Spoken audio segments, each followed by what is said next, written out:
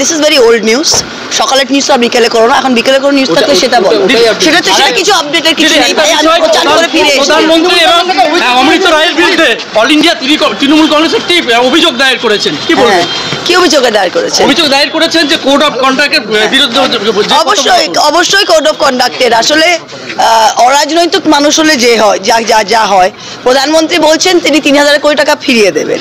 আমি বলছি বাংলার মানুষ কেন, ভারতবর্ষের মানুষ তো দেখেছে প্রধানমন্ত্রীর ১৫ লাখ টাকা ফেরত দেওয়া। তা ১৫ লাখ টাকা যখন লোকে, সেই টাকাটা তো আমরা ভোগ করছি ব্যাংকে, ১৫ লাখ টাকা তো উনি দিয়ে দিয়েছেন, এখন ৩,০০০ কোটি টাকা দিতে চলেছেন। আপনি চাচান না, চাচাচ্ছেন কেন আপনি? চাচাচ্ছেন কেন আপনি? আমি হেভিওয়েট, আমার বয়স 49 কিলো। আমার বয়স, আমার ওজন 49 কিলো। আমি জানতাম না আমি হেভিওয়েট প্রার্থী। বলুন। বিষয়টা হচ্ছে যে নির্বাচনের আগে বিজেপি হার নিশ্চিত জানতে পেরেই কি আপনার বিরুদ্ধে এরকম ইডি সিবিআই এরকম করে করছে? সে তো মানুষ বুঝতেই পারছে।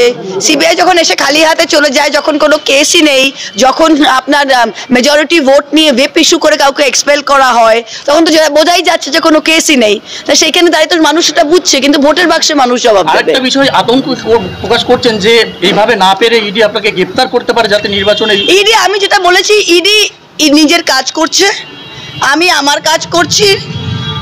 রাদার ইডি বিজেপি সরকারের কাজ করছে, আমি নিজের কাজ করছি, কিন্তু মানুষ ভোটের বাক্সে নিজের কাজ করছে। अभी तो इंडिया एक डेमोक्रेटिक कंट्री है, इसमें बीजेपी एक कैंडिडेट उतारा है, उसको राज। आप हिंदी चैनल से? कौन सा चैनल? और हिंदी सुन दारुण लगता है, कौन चैनल? अच्छा वाह, ठीक है, वेरी गुड, बोलिए।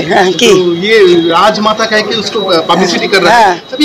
अच्छा, ये तो हम ही बोले, बंगाल के लोग सिर्फ राजा राममोहन रॉय और रानी रासमणी को पहचानते।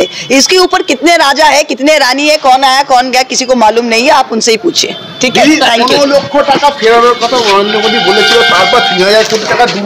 আমি তো বলছি, যদি আমরা আমি তো যেটা বললাম, প্রধান এটা মানুষ সেটা দেখবে। প্রধানমন্ত্রীর ১৫ লাখ টাকা তিনি ফেরত দিয়েছেন, এখন তিনি ইলেকটোরাল বন্ডসের যা টাকা নিয়েছেন তার বিনিময়ে কি করেছেন, তারপরে তিনি ৩,০০০ কোটি টাকা ফেরত দেবেন।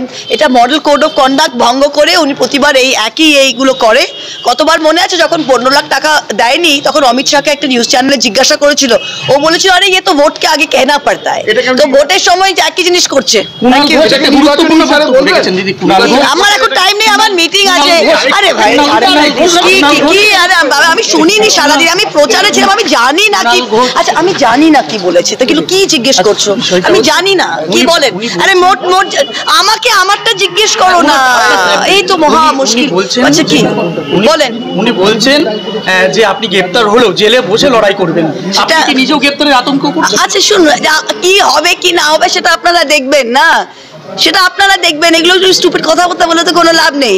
আমি ইলেকশনে ভোটে নেমে এসেছি, আমি ভোটে জিতে বেরোবো এখান থেকে, বাস। ঠিক আছে, থ্যাংক ইউ।